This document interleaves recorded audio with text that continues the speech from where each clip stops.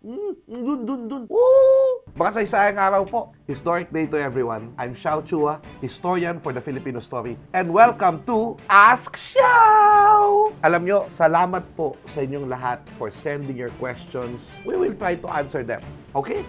It's Xiao time! Alright, Big Dogs 8821. Why do Filipinos point with their lips? Well, as I do not know the answer, I was actually talking to the people around me because they're also Filipinos. And this is what I got. Filipinos are expressive and yung passion to express is kasama dyan. Dun. But also because my director, Bani, reminded me of a famous Philippine cultural trait. And this is the belief in ninuno. The ninuno, they reside in ant hills. So, pag nakakakita tayo ng anthill, we call them nuno sa punso. There's an ancestor in that anthill. No? Nuno sa punso, ninuno sa punso. So, you're not supposed to point on that nuno sa punso. If you want to refer to it, just, gaganon ka lang. No? Kasi baka manuno ka. And so, that could be where pointing with our lips came from, as a gesture of respect to our ancestors. Aside from that, we also have paswit when we call people. Like, ganun. But now, it's really considered catcalling. But because it's culture, it's really hard to make tanggal, that trait. Can I use that word, Bani? Yeah. Make tanggal. Make tanggal! Okay, yeah. I guess that's it. Okay, let's go to more serious stuff. Bruno, no. What? Why do Filipinos start celebrating Christmas in September? Christmas in September? Whenever I see girls and boys selling lanterns on the street. This is a very new phenomenon. By the year 2000s and 2010s, the first 2 decades of the 21st century, what happened here was mall culture became rampant. Meaning there were more malls than you could ever imagine in the whole of the Philippines. And this is now the problem of display. When there is summer, you can display the summer outfits, right? During the rainy days, we can have the back-to-school display and, the rainy day display. When Christmas, you have the Christmas display. But the problem was, after August, you really do not have anything to display. There's nothing really special being celebrated or commemorated or whatever. So, to encourage people to have early Christmas shopping because you do not want to beat the Christmas rush, you now display Christmas-themed decorations by September. And of course, when you display the Christmas decorations, you have to have the music that comes with it. So that's why Mariah Carey, All I Want for Christmas Is You, is famous in the Philippines every September. And of course, Jose Marichan's Christmas in Our Hearts and Perfect Christmas. But also, we extended our Christmas because we love Christmas time. We love being happy. More importantly, we love the spirit of giving. That is the very spirit of being Filipino and the very spirit of the birth of our Lord Jesus Christ. That God gave His Son as a gift, an undeserved grace to save mankind. And the way we want to celebrate it is to be thankful, to be happy, to share our blessings to each and every one of us. And that also means pakikipagkapwa for the kaginhawaan of all, because kasayahan is kaginhawaan. And as we've learned from the Filipino story, this is what it means to be Filipino. To care, to share, and to love. Okay, Tom Cruise, 1047, who wrote the Bahay Kubo song? Do you know who wrote the Bahay Kubo song? Some say it was Felipe Padilla de Leon, but he probably didn't. It came out in books that were proliferated by the Americans. It's like our Twinkle Twinkle Little Star. It's a nursery song where we teach our kids about vegetables. So this is the irony of the Bahay Kubo song. The title is Bahay Kubo, but it is not about Bahay Kubo. It's all vegetables. Singkamas at talong, sigarilyas at mani, sitaw, bataw, patani. Wala na. They forgot about the house already. But according to the anthropologist Stephen Acabado and the writer Christian Sendon Cordero from Bicol, the real message of Bahay Kubo is how the Philippines actually connected with the world. Because none of the vegetables in the song are actually from the Philippines. So, singkamas, mani, sitaw, patani, kalabasa, kamatis, bawang came from Latin America. Meanwhile, the other vegetables came from Asia, Africa, or India. And only upo, labanos, and luya came from Southeast Asia. Only 3 of the vegetables. So, what does it mean? It means actually we are a citizen of the world.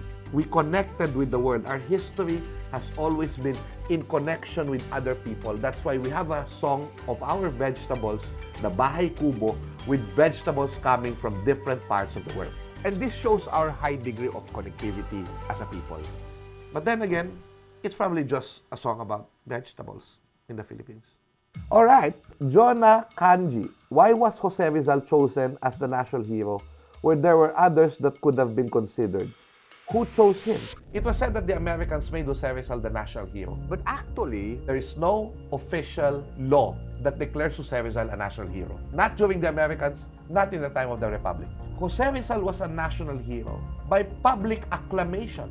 The Americans only rode on what is already a storm of admiration, of veneration to Jose Rizal, which started even when he was still alive. From even the revolutionaries themselves.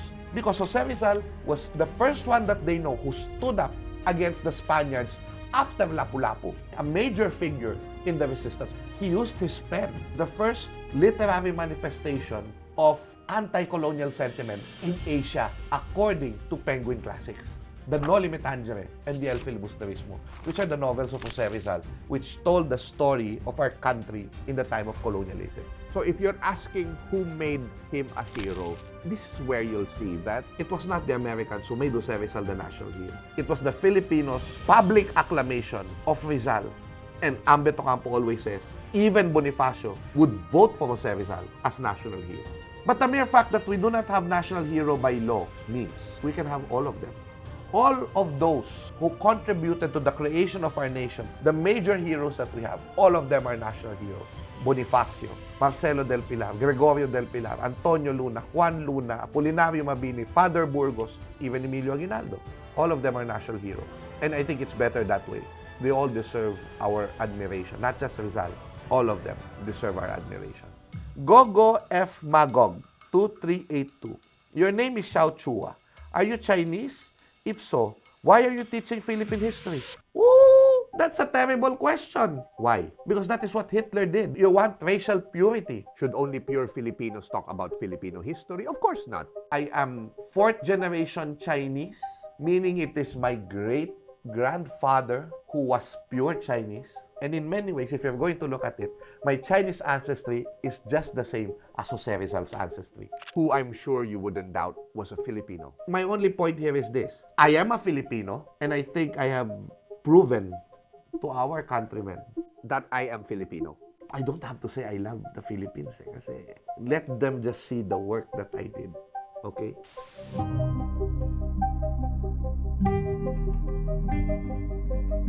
So, my name is actually Michael Charleston Chua. I became Xiao because one of my classmates, Alvin Garcia, he made baligtad, A and U. So, I became Xiao. So, I became C-H-A-W, but eventually I changed it to X-I-A-O, Xiao. In honor of the late Chinese leader, Deng Xiaoping, who lifted 800 million Chinese in poverty. So that is why I'm proud of both my Filipino-ness and also my Chinese heritage. I came from two great peoples. So we are all Filipinos. We're bound by a culture. We're bound by a history. And if you want to be a Filipino, if you choose to be a Filipino, and your citizenship is Filipino, acquired rightfully, then you are a Filipino. And even if you're not a Filipino citizen anymore, you have Filipino heritage around the world, you are also included. Because you may not be a Filipino citizen, but you're part of the Filipino nation. as we say in the Filipino story, we are one people on the same journey, on the same boat. Yes! Wow, last question. On the 41st day, what a name. What is your Filipino dream? What kind of Philippines do you want to live for future generations? My Filipino dream is your dream too. And that is kaginhawaan. Kaginhawaan for everyone. And what is kaginhawaan? According to Seiyu Salazar, if you have peace of mind, if you have good health, you don't have to be necessarily rich, but your needs are met. That is kaginhawaan. My Filipino dream is that every Filipino, despite the challenges in our country, despite the imperfections of our system, will become maginhawa. And we cannot do this without helping each other. We cannot do this without cooperating with each other. And that's why we have bayanihan. The bayanis coming together for the kaginhawaan of everyone. And so, I hope that my dream is your dream too. It's the dream that we are all trying to share through the Filipino story. Kaginhawaan for everyone. And I hope that all of us, whether you're here in this country, the Philippines, or you are there abroad, you will share this dream with me and work for this dream to be a reality. Okay, there you go. I hope you enjoyed this episode. Please like, share, and subscribe The Filipino Story in YouTube, in Instagram, in Facebook. And please send more questions to us, especially the Filipino Americans there, so that we could know more about our being Filipino. I may not know everything, but we will try our very, very best getting the knowledge of many, many historians and many, many studies, considering all of them and trying to package them for Ask Xiao. Thank you for watching and see you again in Ask Xiao!